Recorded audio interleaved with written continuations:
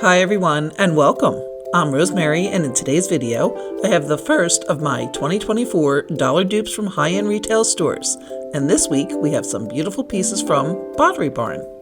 I'd like to start with the popular Zafarano Pina Pro cordless light that Pottery Barn is featuring in almost all of their design inspo layouts on their site and in stores, retailing at $159.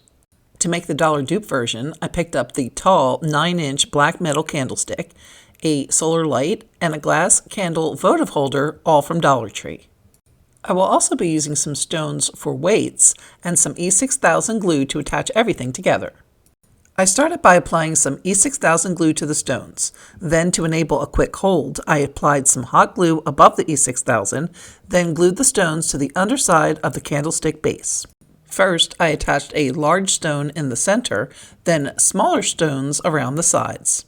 For the lampshade, I used the glass candle holder turned upside down, and I temporarily covered the top with a lid from a jelly jar. For the paint, I chose this metallic bronze, but this project can be done in any color of your choosing, and Pottery Barn does feature this design in a multitude of finishes. Next, I took this outside to give it a couple coats of paint, and then once the paint on the shade was dry, it was time to construct the lamp. I removed the solar light from its base so that it could be glued to the candlestick holder. However, I first wanted to attach the light to the shade, so I applied some E6000 glue to the black part of the top of the solar light, then centered it inside the shade. I let that set up for about a half an hour, then applied some of the E6000 inside the candlestick, and then carefully set the light with the lampshade attached inside, gently making any adjustments needed to center the lamp. I then let the constructed lamp sit exactly where it was for 24 hours for the glue to cure. But it's worth the wait. This little dollar dupe of the original may not be made of fine materials or have the pedigree of the original, but it definitely will give off those Pottery Barn vibes for a fraction of the price. For the next dollar dupe, I'd like to do one of Pottery Barn's best sellers this season, the antique metal decorative tray, retailing for $129. To make the dollar dupe version, I picked up one of the square wood panels from the Dollar Tree Plus section, which is perfect for the square version of this tray. To create the metallic finish, I'll be using both a gold metallic craft paint and some gold spray paint, but you can really just use either or.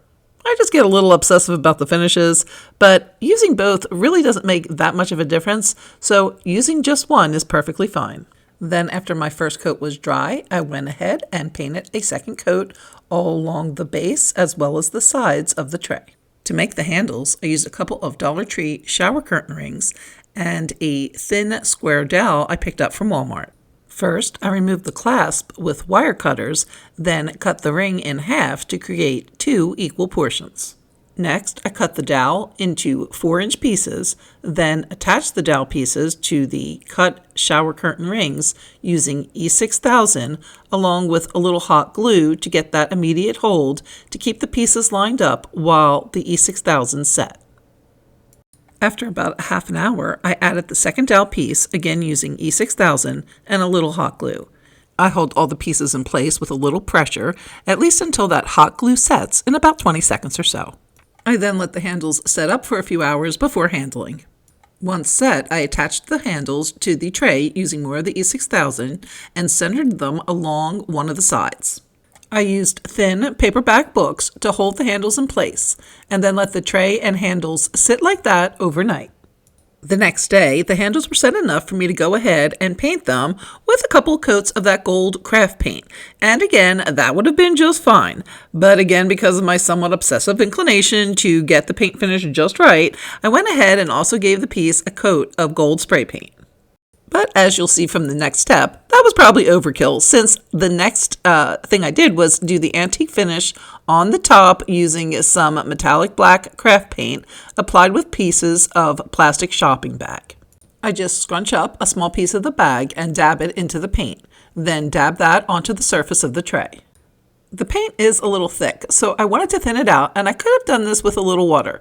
But since I do have glazed medium on hand, I decided to use that, mixing it with equal parts of the paint, then again dabbing it onto the piece with a piece of plastic bag. I'll continue to do this over the surface of the tray, and since I'm using the glaze medium, the paint will stay wet longer, allowing me to finish this entire step first. However, if I had simply used water to thin the paint would have dried much quicker, and I would have had to do this step in sections.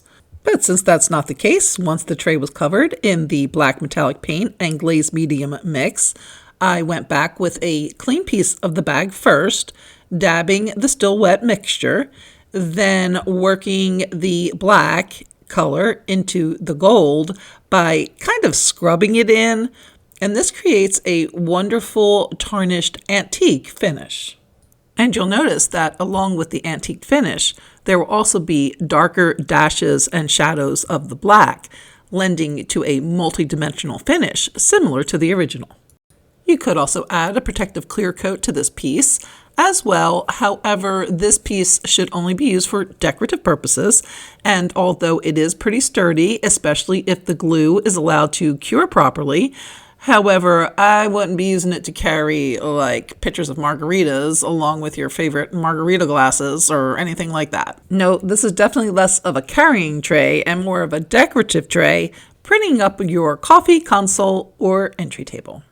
And then here it is next to the original, and it does come in pretty close relative to the design and finish. However, it is a third smaller in size. The Pottery Barn original measures about 18 inches, excluding the handles, while the Dollar Dupe version comes in around 12 inches. But other than that, this little tray will help your decor keep on trend with a dupe of one of Pottery Barn's hottest sellers. If you follow my channel, you know that I have a particular fondness for underglass items, so I couldn't help but want to recreate this decorative cloche with wood base. To make the Dollar Dupe version, I picked up one of these Dollar Tree Clozes available in the garden section. It comes with a black plastic bottom that I gave a faux wood finish to. Unfortunately, I didn't realize that the camera was totally out of focus. So, in order to show how I did the finish, I took the black plastic lid off of an auto wipes container and refinished that the same way. First by scuffing up the plastic with sandpaper, then painting with a coat of Waverly chalk paint in the color Cashew. To create the wood grain, I took Waverly chalk paint in the color Hazelnut and diluted it slightly with a little water, then used a Dollar Tree chip brush to dry brush on the paint.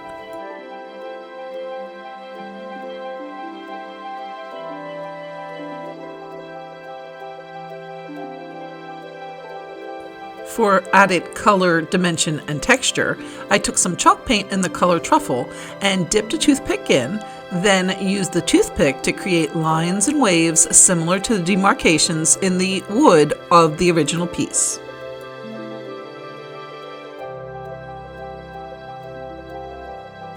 Then I took the chip brush and used it to blend and soften those lines, working them into the surface to create a wood-like finish. You could then also add a clear coat to protect this finish. Next, I turn my attention to creating the little vignette inside the cloche, starting with making a flower pot from the lid of an old toothpaste tube. First, I painted a base coat with some pumpkin chalk paint. Then I took more of the pumpkin color paint and added a little truffle colored paint and also some Dollar Tree spackle to create a terracotta colored spackle paint to give the flower pot a faux clay finish. The texturized paint also helps to fill in the seams and gaps on the lid.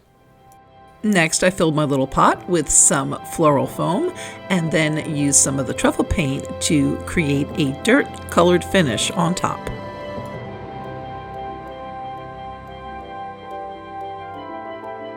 Next, I created a little arrangement of small white flowers from a Dollar Tree floral stem.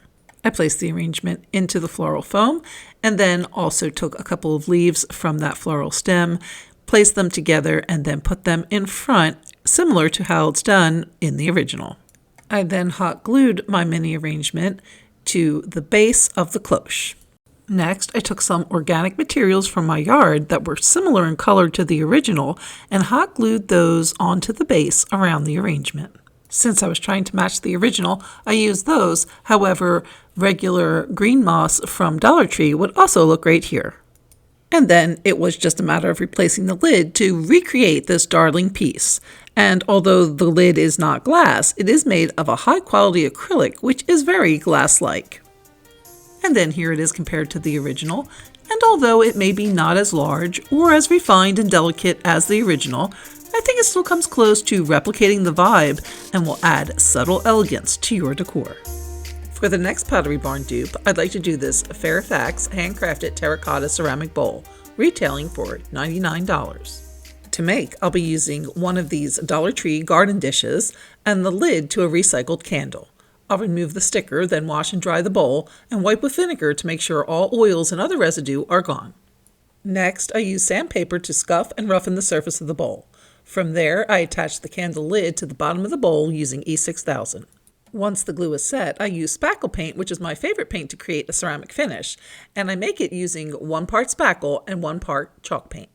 I like the Dollar Tree spackle for this application since it's light and airy, and then Waverly chalk paint since they have so many beautiful colors in natural tones, perfect for recreating ceramic finishes. Plus, chalk paint adds to the pottery-like texture, and at $1.67 at Walmart for the small bottles, which go a long way, especially when mixing with the spackle, the price is right too.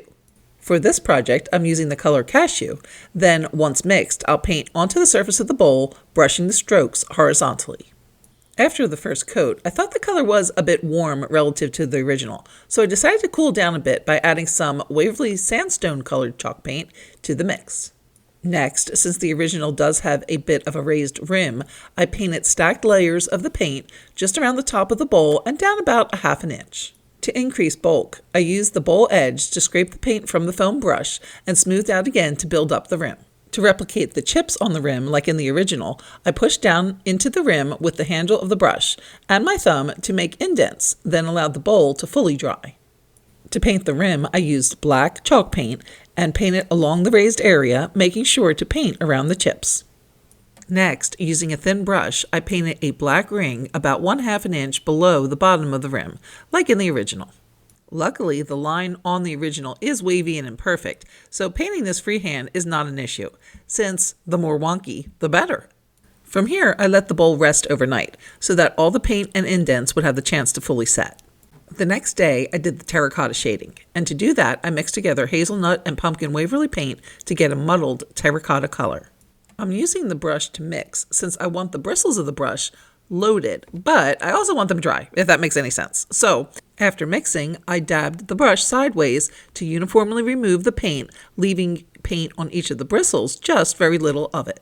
On the other hand, I did want a lot of paint on the very tip of the brush, so that I could add pretty strong lines of paint in certain spots, including right here under the rim, and then I also wanted strong shadows along the base, and also in some of the areas in between the base and the thin line. And then once those darker shadows were applied and the brush was now fairly dry both on the tip and throughout, the next step was to add some lighter shadowing using the dry brush and just lightly going over the textured raised surface created by the spackle paint base. Next, I took a damp paper towel and went over those areas, softening and blurring them in some spots. And you can see here where you really want that black paint to have set overnight so that it's nice and dry and won't smear when you are wiping the wet paper towel to do the blurring and the softening. And yes, I could have just painted the black last. However, since I'm trying to replicate the original, it was important for me to have those lines in place as a guide before doing the shading. And then once I got that terracotta shading the way I wanted it, I did go back with a damp cloth to clean up the black lines where some of the terracotta smear had gotten onto it. In order to replicate the glaze finish of the original, I painted the exterior of the bowl with a high gloss clear spray. One coat didn't quite cut it, but here it is after a second coat. Now the interior of the bowl does seem to have more of a matte finish, so I sealed that with a couple coats of matte Mod Podge. And then lastly, the original does have some black speckling, so I went back with the thin brush and black chalk paint to make little dashes and dots to create those markings. And then here it is compared to the original. Now it is about 5 inches smaller in diameter than the original, but again, that can be easily remedied by using the same techniques on a larger bowl. Well, I hope you have enjoyed this 2024 Pottery Barn Dollar Dupe video.